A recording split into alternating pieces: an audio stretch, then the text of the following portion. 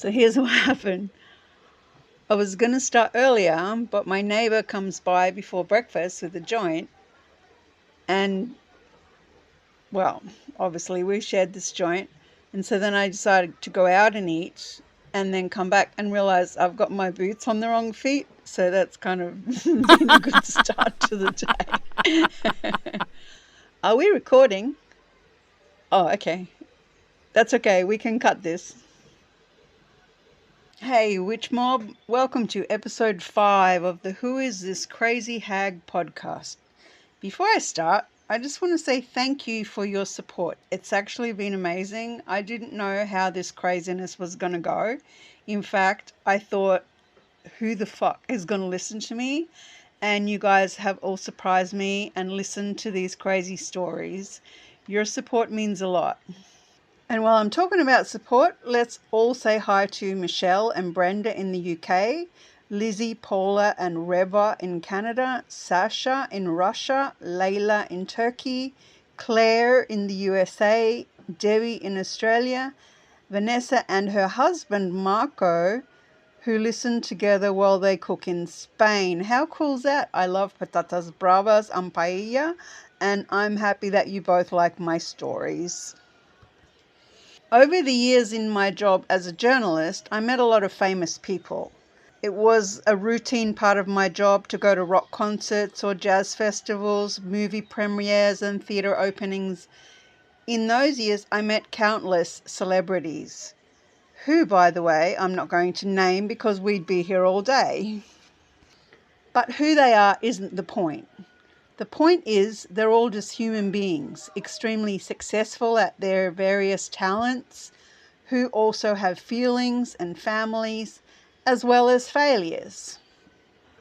While I was working, I spent a bit of time with fabulous people who wore disguises in the street so they wouldn't be recognized at home, but walked around Europe and Asia or South America reasonably certain no one would know who they are. Without movie makeup or costume clothing, they enjoyed their anonymity and loved being treated like any other tourist.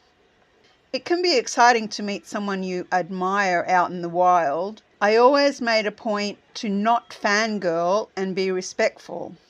Actually, someone I once knew bore a striking resemblance to Bruce Willis. So when he came to visit me in Mompiche, we found out by accident that he had several fans and was even asked for his autograph. He wasn't Bruce Willis, obviously, but at least we know that Bruce Willis has fans in South America. This story happened in Thailand while I was visiting Bangkok sometime in the 90s. Often when I travel to Asia, I'd usually start my journey in Bangkok and then venture north or south depending on what I felt like doing. This particular trip, I was meandering my way towards Australia via Asia after spending some time in Europe when I ran into somebody really interesting.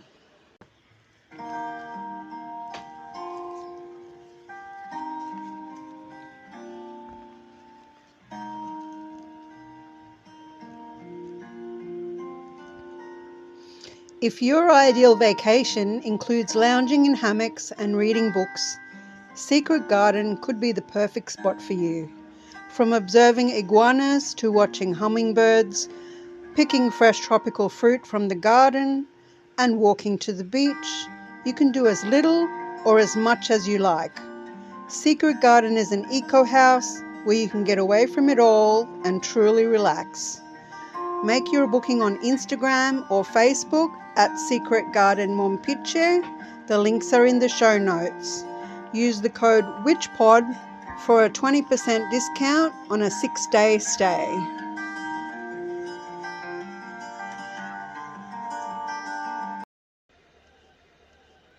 Today's story is from Thailand. We might hear dogs. I can hear frogs. I don't know if you'll be able to hear frogs. And maybe even some geckos, a few different interesting sounds today. And also, before I start, I'd like to apologize to the Thai people for my interesting pronunciations. This story is called And You Are? Arriving in Bangkok for the first time is like stepping into a humongous pinball machine. Its lights flashing, bells ringing, and knobs whirring, targets spinning, and myriad random objects coming out of nowhere, bouncing off the walls and whizzing around erratically, all add to the general state of confusion.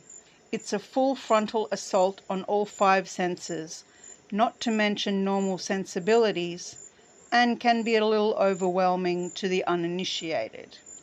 I fell in love with the city at first sight. I loved the madness, the mayhem, the mania. Total chaos is something I can slip into easily, like a pair of comfortable silk pajamas. Unfortunately, there is a downside to this coordinated craziness. Not everyone adapts so easily. During my many visits to Thailand over the years, I've met more than a few people who have gone off the rails on full tilt.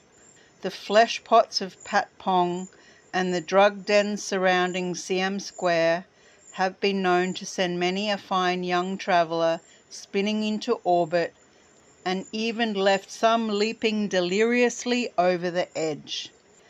As Bangkok gradually changes its face, maturing from the original sexy Sin City into the more demure, internationally renowned business hub, millions of tourists stream out of Don Muang Airport, still seeking out the tattered remnants of the city's checkered past.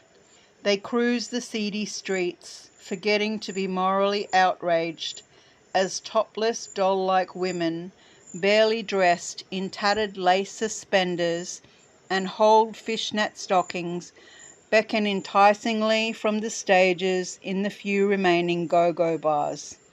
It's exactly like the song One Night in Bangkok. Does anyone remember that, by Murray Head? It was from the 80s. Just like many other young travellers, the sleazier side of life was one of the things which originally attracted me to Bangkok. The sex, the drugs, and the rock and roll, and the romantic idea of living on the brink of oblivion, so far from the tragic reality. Over time, I pleasantly discovered that I was also drawn to the city by its amazing food, interesting culture, fascinating Siamese history, the rapid changes taking place in modern Thailand, and the incredible Thai people. Yet, no matter how familiar the city became, it was still like stepping into a giant pinball machine. After the arduous flight from London, I took a couple of days to take it easy and sleep off the jet lag. Sick to death of the row upon row of seedy hotels, the drunken loutish backpackers, and the annoyingly persistent vendors constantly teeming along Khao San Road in Bang Lampu, and no longer the slightest bit interested in the sleazy Pat Pong district, I chose to reside in the relatively quiet Hua Lamphong area, which I instantly nicknamed Humpalong instead. I hadn't stayed in this part of the sprawling metropolis before, and wanted to get my bearings before immersing myself into the vibrant, pulsating energy of life on the streets. Luckily, I had time to kill. As long as it was less than 20 degrees Celsius in Europe, I wasn't going back. The prospect of going home to a scorching dry summer in Australia didn't appeal to me either. So I elected to spend the winter travelling through Southeast Asia. I had plenty of time to enjoy the sights and sounds in Thailand's glittering capital city, and to explore some of the lesser visited areas properly before heading out to see the rest of the country and then beyond. Cruising down the Chao Phraya River on a water taxi is one of the many simple pleasures Bangkok has to offer the traveller with nothing but time on their hands. For 4 days in a row, I boarded a ferry at Ratchawong Street and got off at some random stop to walk around for an hour or two. I explored neighbourhoods, played with shrieking children, wandered the narrow streets, took in the dilapidated structures in which people resided. It made a refreshing change from the inevitable sightseeing at the Vimanmek mansion, where some genius had covered the gorgeous natural teak in vapid green paint, or the dismally grim concrete jungle of Dusit Zoo. While on one of my many maritime joyrides, I met Kevin. At the time, I was feeling bright-eyed and bushy-tailed after an enjoyable visit to the colourful flower market earlier that day. I made a quick business stop at the Bangkok post office and then boarded the ferry. I was heading upriver toward the Grand Palace. Despite hundreds of noisy outboard motors perched high above the brightly painted speedboats which buzz endlessly up and down the chocolate-coloured river like huge mosquitoes going in for the kill, the city seemed so much more peaceful from the midst of its waterways and canals. My favourite landmark on the riverbank was Wat Arun, the Temple of Dawn, with its tall porcelain-encrusted pagoda sparkling in the sun. Standing on the crowded upper deck of the ferry next to two North American men, I couldn't help overhearing their conversation. "Just headed over to Tomburi for a meeting," said the businessman in silky baritones. "It's much quicker to cross the river than risk heavy traffic over one of the bridges." Not one to eavesdrop, I tried to ignore the conversation. His voice boomed across my head. Within a few minutes, I learned that he lived in Bangkok and had been a resident for a couple of years. He said he loved the place. He chatted for a while about his impressions of the city. Apparently, the other guy was a tourist. "I'm going to see the Grand Palace," said the tourist. He explained how he was left to wander around alone for the day because his wife didn't feel well and had wanted to stay at the hotel. He said he liked what he had seen of the city so far, but it was only his second day in Bangkok. A nice coincidence, I thought, taking in the gleaming tiles of Wat Kalyanamit as the boat slid past. Turning to the side, I studied the American tourist in my peripheral. Tall, brown hair, gentle eyes. He didn't look like a freaked-out axe murderer or dangerously doped-up psychopath. I figured there was no point in wasting the opportunity to share an experience with a fellow traveller. "I'm headed over there too. Why don't we see the Grand Palace together?" I suggested with a friendly smile. It's wonderful to travel alone, and I've always enjoyed the absolute freedom of traversing the globe solo, but it's also nice to visit a historical monument, to walk around and share the moment, discussing your observations with someone else. Sometimes you get the opportunity to see things you wouldn't normally look at if you were there alone. Other times you hear an interesting point of view you would never have considered. It gives you a different perspective when someone else is standing beside you, looking at the same thing and seeing it with totally different eyes.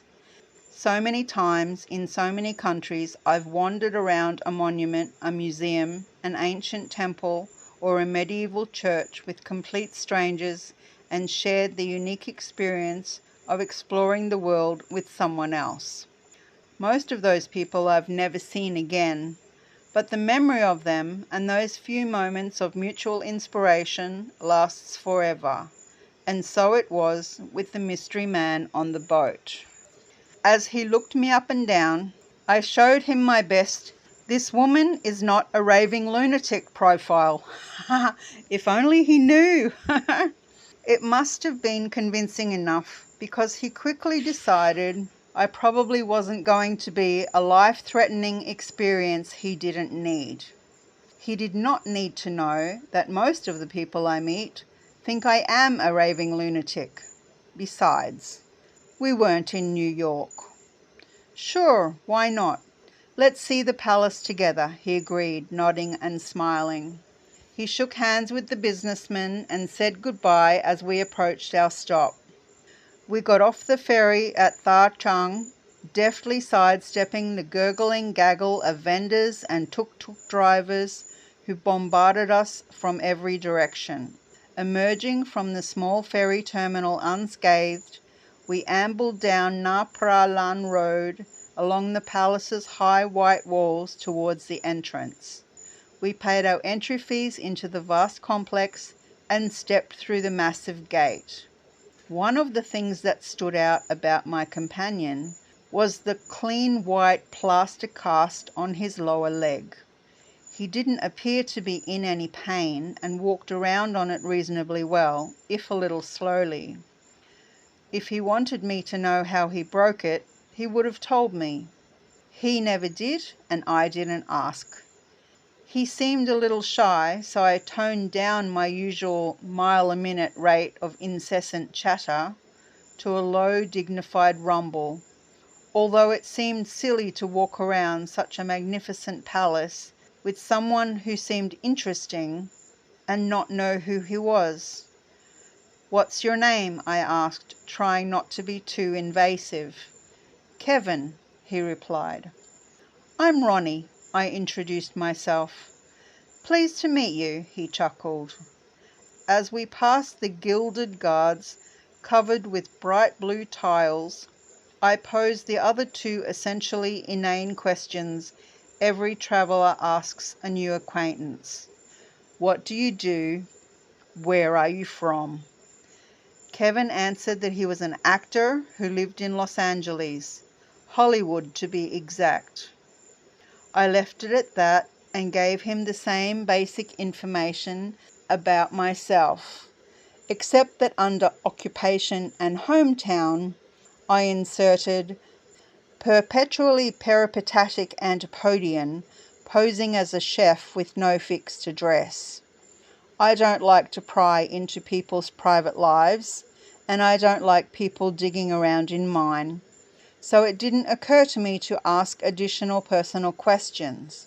Besides, we talked about more interesting things: the disappointing state of global politics, current threats to the environment, independent travelling, bustling Bangkok, and the majestic palace we were walking around at that moment.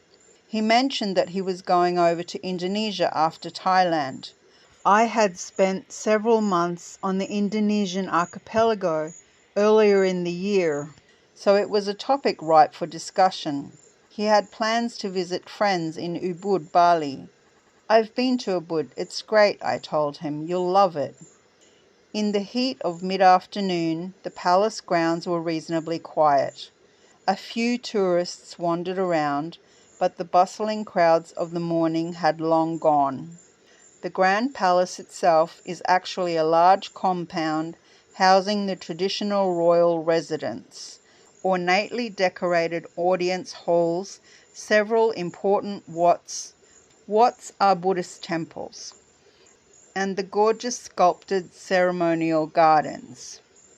Passing by Wat Phra Kaew, heralded as one of the grandest temples in all of Bangkok, we headed to the outermost part of the compound and worked our way in. The pagoda gleamed with thousands of multicoloured glass tiles flashing brilliantly in the bright sunshine, while the shimmering gilding of the giant cone-shaped jadis with their lofty spires added even more dazzle to the wondrous sight. Lining the high walls around the palace compound, a row of covered passageways served as a gallery for the illustrated mythology of Siam, a series of intricately painted murals. Brave warriors battled ogres while kings built walls around the cities to save their people from fighting, floods, and famine. The gods danced in the skies and praised the kings and their generals, while the enemy lay defeated on the battlegrounds. Kings seduced princesses, planting amorous kisses on chaste cheeks. Kevin and I stood in awe, marvelling at the centuries-old creation of such intense artwork. "These are amazing," he whispered as we strolled through the ethereal hallways. "The history is fascinating," I agreed. We walked slowly around the palace complex, gradually taking it all in as we went. As we wandered around the main platforms of Wat Phra Kaew, admiring the huge golden jadis and intricately tiled edifices, we circled the magnificent temple of the Emerald Buddha before going inside to explore the monastery's giant sim, the main hall of worship in a Buddhist temple. Thai sims are usually ornate and often contain holy relics and large Buddhist statues. And they do not resemble dim sims one little bit, not even a little bit.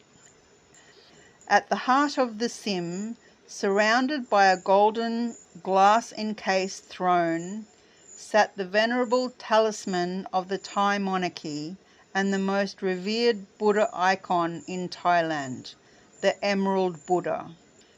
The 75-centimetre stone Buddha, carved from a single slab of fine jade, sits highly on a pedestal in its bulletproof case, revered by its awe-inspired visitors and protected from thieves and other ill-willed villains. Visitors to the pagoda are forbidden to take pictures and are requested to sit or kneel on the floor. It's considered rude to speak in a loud voice, and it's an insult to the Buddha to stand arrogantly in his presence. Kevin and I removed our shoes, placing them on the nearby racks, and entered the temple, quickly settling down on the hard carpeted floor. We discussed our opinions in hushed tones. "It's beautiful," he commented. "It's smaller than I thought," I replied. The best way to study the intricate architecture of the building was to lay back and look straight up. It was eerily quiet, with a few tourists and some monks whispering amongst themselves, their muffled voices echoing off the high ceiling. Thais traditionally believe the Buddha statue was carved in India and brought to Chiang Rai via Sri Lanka sometime in the 15th century, but historical experts still debate its true origins. In a tumultuous tug-of-war, the Emerald Buddha, which served as the symbolic representative of regional hegemony, was taken back and forth across Asia for over 300 years. Conquering kings and generals would gleefully seize the statue from their vanquished enemies and transport it back to their capitals in order to place legitimacy and honour on their reign. The shining green Buddha was forced to move house several times over the next few centuries, from Chiang Rai to Lampang, then on to Luang Prabang and Vientiane in Laos, and then back to Thailand via Thonburi. It was seized at Thonburi and removed to its current home in Bangkok by General Chakri in the late 18th century. With the Emerald Buddha firmly in his grasp, Chakri laid claim to the throne and proclaimed himself the King of Siam. Actually, there's a memorial day every year on April 6 in Thailand that commemorates the establishment of the Chakri dynasty in 1782. In Thai history books, the 18th century king is known as Rama I, the founder of the Chakri dynasty. The elegantly carved Buddha remains inside the palace at Wat Phra Kaew, adorned with royal robes and worshipped by all. There are 3 ceremonial robes, each designed for the hot, rainy and cool seasons of the year. Even in these modern times, the king is the only person in the land permitted to change the Buddha's robes. As we sat on the floor of Wat Phra Kaew, and quietly looked around the treasure house of Thai arts, a bald monk in flowing saffron robes came and stood over us. I looked up to see the tall man smiling politely, but ushering us away rather urgently with his smooth hands. "You may not sit this way," he said, gesturing at Kevin's foot. The plaster cast on his calf prevented him from crossing both legs in the traditional Thai way. Kevin had sat down with one leg crossed and the other sticking straight out in front. Kneeling was out of the question. Facing any other way was pointless. It's considered grossly offensive to display the soles of your feet in the presence of Buddha. Buddhists are loath to view anyone's filthy soles, particularly those of an unwashed farang, complete with camera and designer sunglasses, broken leg or not. Farangs are foreigners in Asia. Unsuccessfully, Kevin tried to put his offending foot away. "What if he muttered, struggling to bend the knee and put his foot behind him. "We've seen the Buddha. Let's go," I suggested after realizing he wasn't able to comply with the rule. Not wishing to offend the devout and finding no other suitable solution to our delicate problem, we left the inner sanctuary of the temple and put on our shoes before strolling towards the gardens of the royal palace residence. The palace and adjacent grand halls have not been used as the king's residence for ages, although they are used for coronations, official ceremonies, and the interment of royal ashes. Chakri Mahaprasat, or the Great Holy Hall of Chakri, occupies the centre of the garden. Built by British architects in 1882, the hall combines an extremely odd yet tasteful blend of Victorian, Italian Renaissance and Thai architecture, which retains a distinctive flair that is uniquely Thai. "Amazing," we said in unison, impressed by the building. We admired the impeccably tidy gardens and its delicately manicured trees set out in perfect symmetry before heading toward the exit. After several hours of shared enjoyment within the Grand Palace, its murals, statues, architecture and history set in picturesque surrounds, Kevin and I parted company. "Bye. Enjoy Indonesia," I said as he turned to walk back down Na Pranglan Road. "You have a good time too," he replied and waved goodbye. Kevin went to visit the Wat Po temple complex with its gigantic gold-plated reclining Buddha measuring 46 metres long and 15 metres high, with soles made from inlaid mother of pearl. It was one of my favourite temples in Bangkok. I recommended a visit, especially since it was nearby. Heading the other way, I jumped into a tuk-tuk, a noisy three-wheeled taxi that gets its name from the sputtering of the engine, tuk tuk tuk tuk tuk tuk tuk, and went towards Pahurat to explore the maze of markets and ethnic neighbourhoods sprawled around Little India and Chinatown. A short time later, I plunged into the bazaar. It was wall-to-wall people, hot, humid, and roaring with the cacophony of frantic shoppers and sellers. You buy opium pipe, you buy silk dress, you buy television, you buy banana.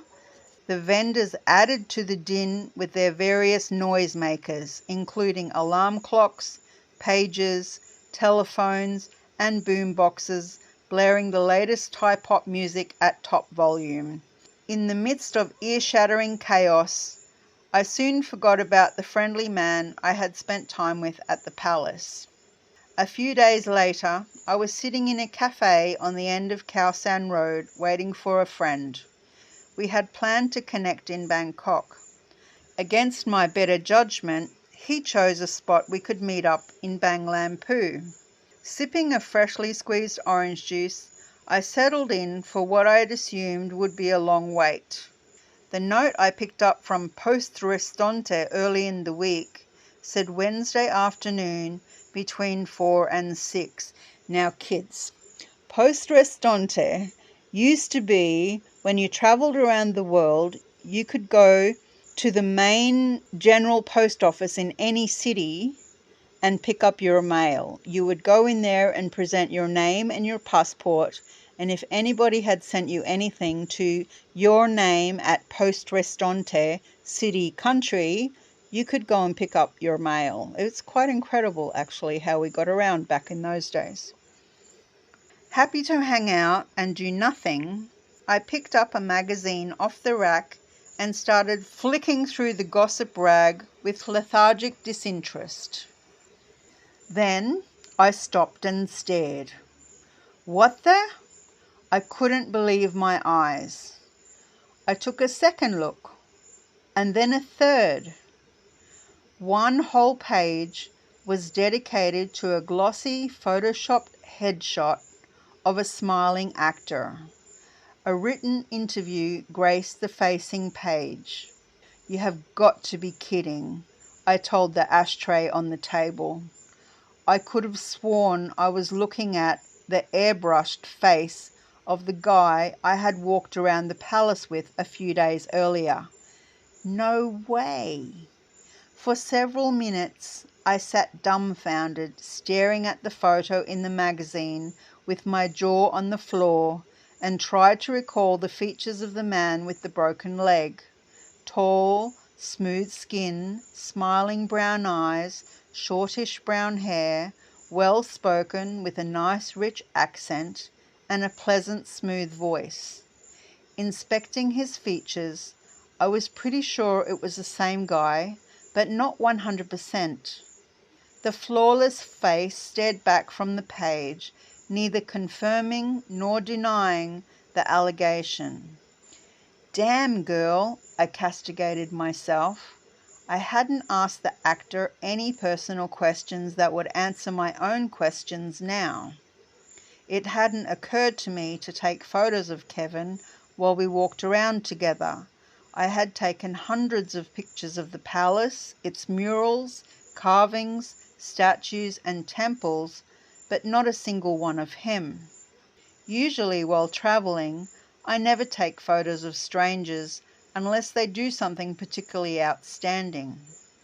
How dumb can a person be? I will never be 100% sure. Even if I told anyone, who would believe me? I guess the next time I bump into Kevin Costner on the street, I'll ask him myself. Hey there, love bugs! Welcome to the jungle! I'm Nancy Miarelli, your guide to the ecological and entomological, i.e. bug, wonders of Ecuador. With my master's in entomology and a passion for ecology and conservation, I'm here to take you on an unforgettable adventure through the mega diverse forests and more lush than you may have expected mountainsides of Ecuador. This year, I'm excited to offer 2 unique science-focused tours. Join me for a nature journaling course where we'll sit in the grass, sketch, observe, and reflect on all the creatures and plants that we discovered. Or dive deep into evolutionary theory on my evolution tour, where you'll see what you learned in a book that one time growing on the side of a tree. Ready to embark on a journey of discovery? Visit www.scibugs.info, that is Scibugs, SCIBUGS, to learn more or find me, Scibugs, everywhere on the internet. Let's explore Ecuador and all it has to offer together.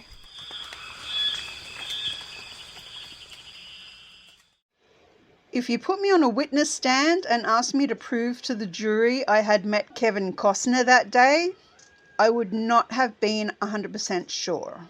The man I met had a remarkable resemblance to Kevin, and I had no idea for the whole day until I picked up the magazine. If it was him, I have no doubt he appreciated my discretion.